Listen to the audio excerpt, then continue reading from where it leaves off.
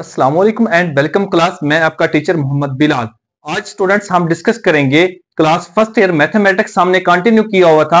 तो आज उस क्लास फर्स्ट ईयर मैथमेटिक्स का आज हम 9.1 एक्सरसाइज जो हमारे पास थी, जो कि हमने पहले इसके दो लेक्चर इसकी दो क्लासेस हो गई थी। आज इसकी हमारी तीसरी क्लास हमारे पास मौजूद है। तो उसमें हम डिस्कस करेंगे क्वेश्चन नंबर 3 से लेके 6 तक। तो आज के क्वेश्चन के अंदर हमारे पास जो पहले क्वेश्चन नंबर 3 है, मोस्ट इंपोर्टेंट शार्ट क्वेश्चन है फॉर बोर्ड पेपर, यानी कि बोर्ड के पेपर के अंदर मैक्सिमम टाइम ये क्वेश्चन आ चुका है। तो आप कोशिश कीजिएगा उसको तवज्जो से समझने की।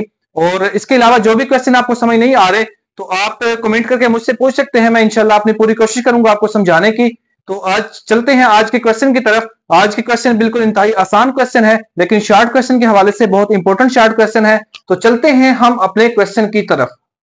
स्टूडेंट्स, हमारे पास क्वेश्चन है, what is the circular measure of angle between hands of watch at 4 o'clock। यानी कि उसका कहने का मकसद ये है कि हमारे पास एक घड़ी है, उसके ऊपर टाइम हो चुका है 4 बजे का, तो आप उसका एंगल मेजर करें। तो उसका एंगल आप कैसे मेजर करेंगे? उसका एंगल मेजर करने के लिए मैं आपको एक आसान से तरीके से क्वेश्चन करवाऊंगा। तो आप उसी तरीके को अडॉप्ट करें और इंशाल्लाह आपको मैं फुल कोशिश करूंगा आपको समझाने की। अगर फिर भी आपको कोई बात समझ ना आए, कोई क्वेश्चन हो आपका, तो आप कमेंट करके मुझसे पूछ सकते हैं। मैं इंशाल्लाह अपनी पूरी कोशिश करूंगा आप लोगों को समझाने की। तो चलते हैं क्वेश्चन की तरफ।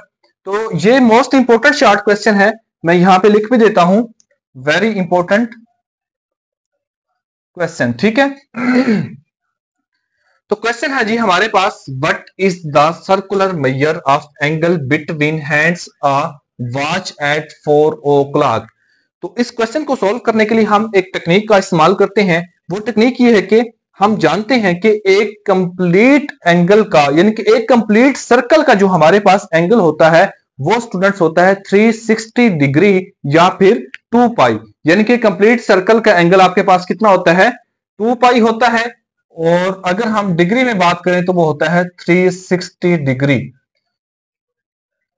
तो आप जानते हैं कि इस सर्कल के अंदर टोटल कितने एंगल है, यानी टोटल कितने आर्स हैं? तो वो है जी 12 आर्स। तो हम लिखेंगे एंगल ऑफ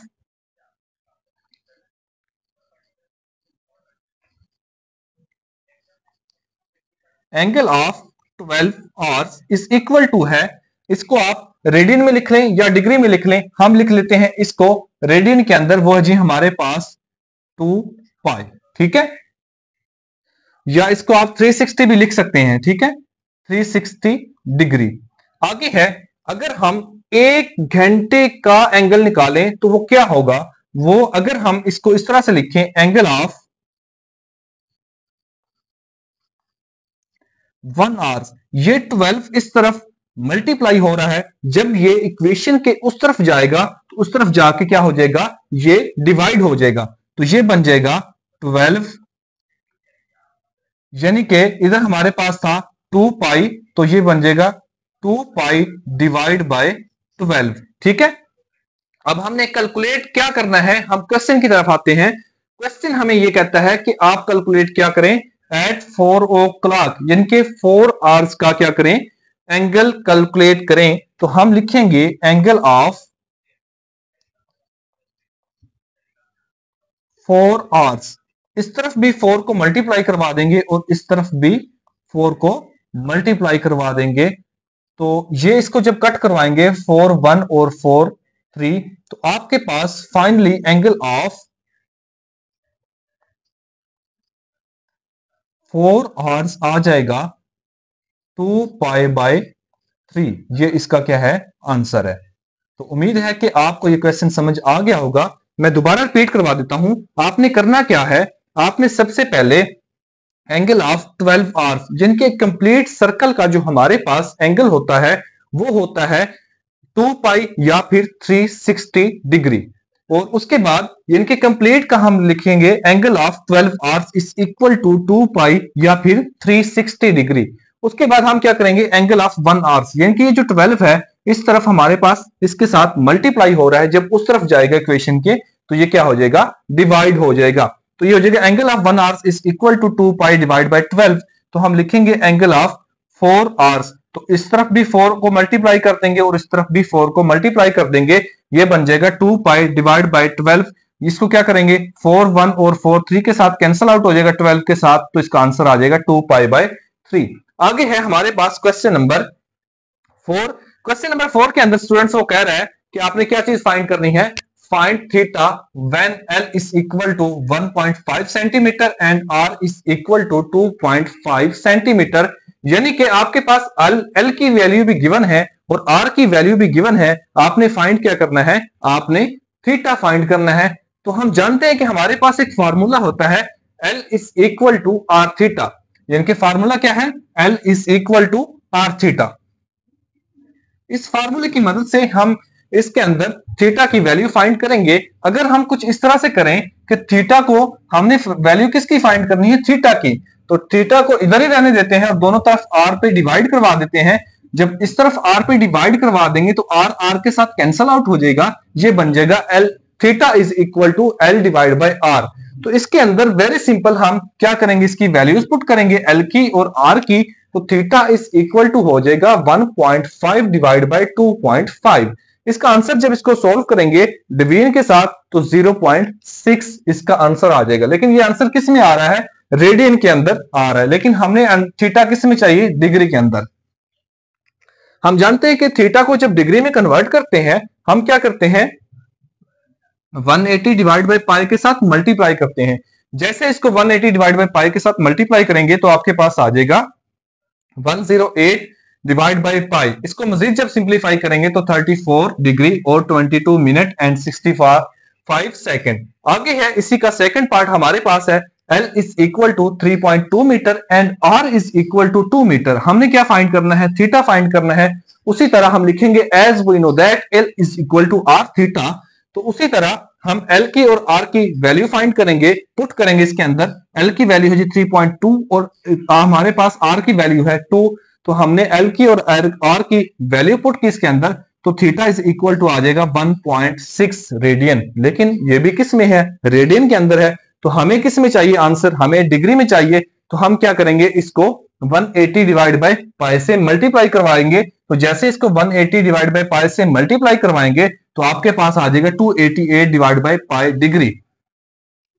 यहां तक भी वैसे आपका आंसर करेक्ट है, लेकिन हमने इसको क्या करना है, मजीद आगे सिंप्लीफाई करेंगे तो आपके पास थीटा इज इक्वल टू आ जाएगा 91 डिग्री एंड 40 मिनट और 23.88 सेकेंड्स।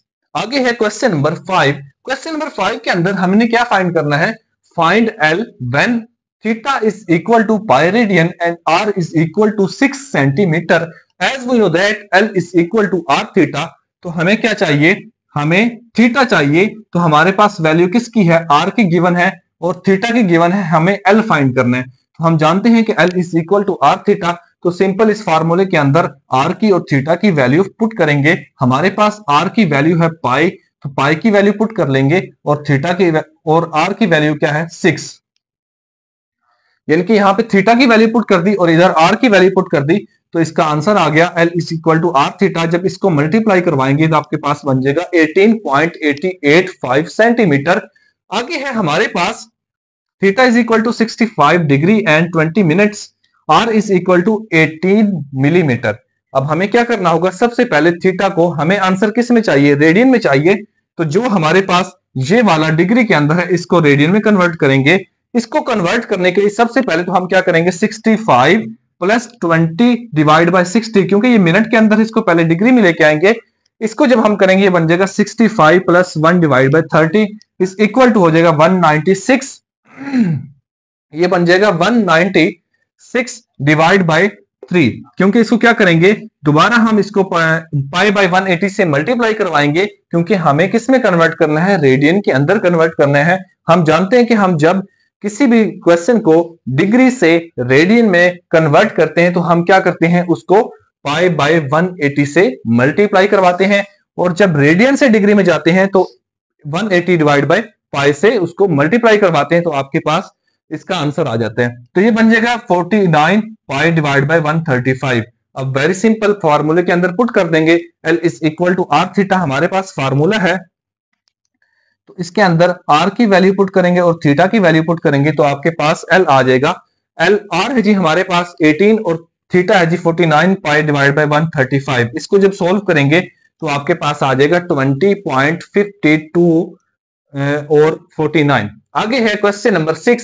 हमने फाइंड आर करना है। L is equal to 5 centimetre and theta is equal to 1 divide by 2 radian. As we know that L is equal to R theta and हमने find क्या करना है, are find करना है।